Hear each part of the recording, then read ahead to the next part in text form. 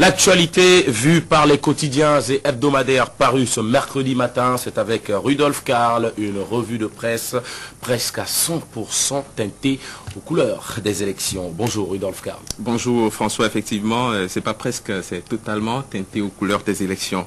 Et surtout à propos des rumeurs qui se font de plus en plus fortes sur le report ou pas des élections. Y aura-t-il vraiment élection le 27 février? Dans la presse, les incertitudes à ce sujet sont de plus en plus fortes. À l'allure où vont les préparatifs, plusieurs confrères pensent ce matin que c'est parti pour le report du scrutin. À 18 jours de ce rendez-vous, rien ne prouve que les engagements seront respectés, constate l'Option Info. Le journal rappelle qu'aucune organisation pratique sérieuse n'est encore mise en place. Malgré la bonne volonté des 11 membres de la Sénat, poursuit le confrère, force est de constater que les choses n'évoluent pas convenablement. D'où la question vers un report du scrutin qui barre la une de la publication. Face aux nombreux ratés déjà enregistrés dans les préparatifs des élections, les différents camps politiques semblent s'apprêter à l'éventualité d'un report de la date de ce rendez-vous. Si l'événement du jour arrive à se demander si l'Union fait la nation n'est pas dans la logique du report, on peut aisément penser que du côté de Rumbedi, on ne s'opposerait pas à cette option. À moins de 3 semaines de l'échéance, les députés refusent toujours de donner à la Sénat ses structures déconcentrées et que sont la CEA et la SEC. L'Avenir quotidien estime qu'ainsi les parlementaires optent pour le report des élections. La suite de dire plutôt que les élections seront bloquées à coup sûr parce que à Porto Novo, les élus refusent de désigner les membres des commissions électorales communales et d'arrondissement. Normalement, au palais des gouverneurs, les parlementaires devraient se retrouver hier en session extraordinaire pour procéder au choix de leurs représentants dans les commissions électorales communales et d'arrondissement, mais une fois encore, ils n'ont pas honoré le rendez-vous. Le quotidien rejette le tort sur les opposants et note ce matin que c'est l'opposition parlementaire qui a boycotté l'ouverture de la plénière. L'événement précis annonce que pour une énième fois, l'ouverture des travaux a été renvoyée au vendredi. Ce jeu auquel se livrent les parlementaires agace fortement le juge du contentieux électoral qui leur a envoyé hier un rappel à l'ordre. Nouvelle expression indique en sa manchette que la Cour constitutionnelle interpelle le Parlement. Dans une correspondance, l'institution de Robert Dossou demande aux députés de procéder rapidement à la désignation de leurs représentants dans les SEC et CEA, raconte la parution. L'autre paramètre qui fortement milite pour le report des élections, c'est l'impossibilité jusqu'à présent d'avoir le fichier électoral. Cette LEPI qui apparemment crée plus de problèmes qu'elle n'en résout.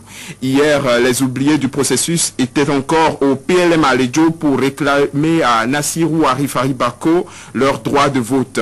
Le Progrès signale que contre les ratés de la LEPI, les protestations des victimes s'amplifient.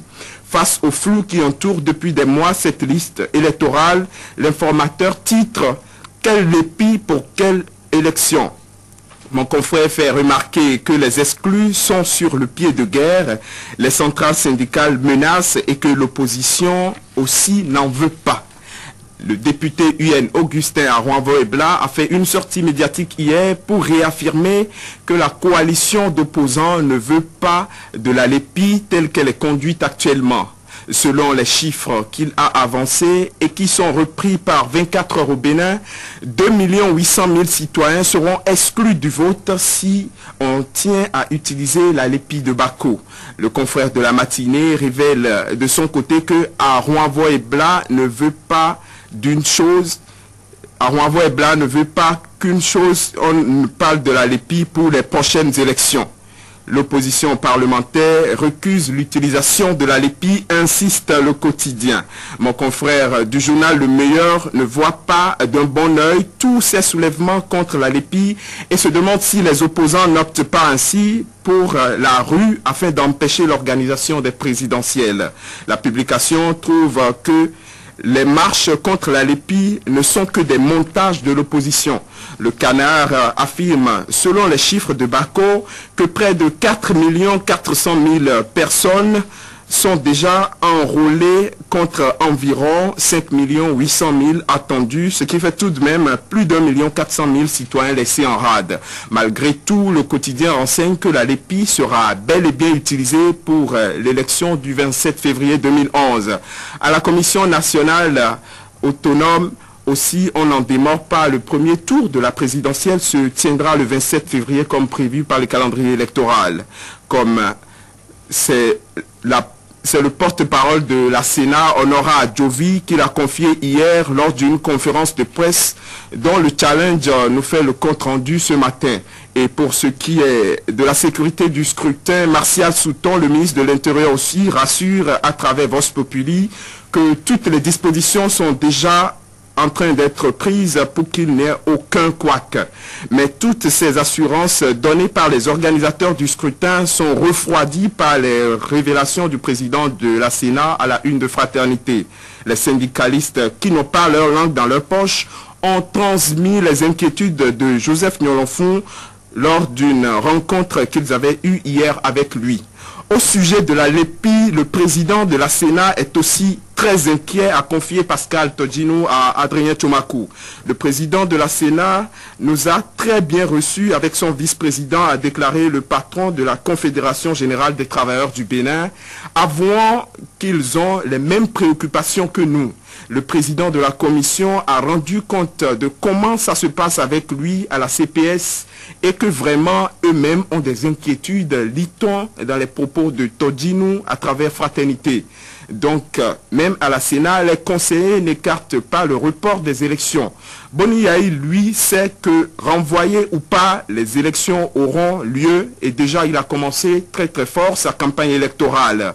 À en croire mes confrères de la presse du jour, il est en opération de charme chez les malades du CNHU, une opération que mes confrères qualifient plutôt d'achat de conscience. Dans l'hôpital lundi, pour sa visite médicale pour compléter son dossier de candidature, le chef de l'État a fait pleuvoir des millions de francs CFA sur certains malades. Hier, il aurait encore envoyé à d'autres 15 000 francs par tête, nous rapporte toujours la presse du jour. Désiré Vaudounon, lui, aussi est en campagne, mais de son côté pour laver son honneur.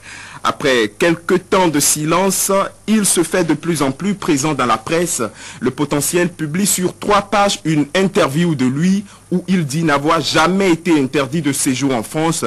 Le journal titre « Enfin toute la vérité sur son arrestation en France ». Merci à vous, Rudolf Karl. La vérité, donc, sur Désiré Vaudounon, c'est que l'homme est bel et bien libre de ses mouvements.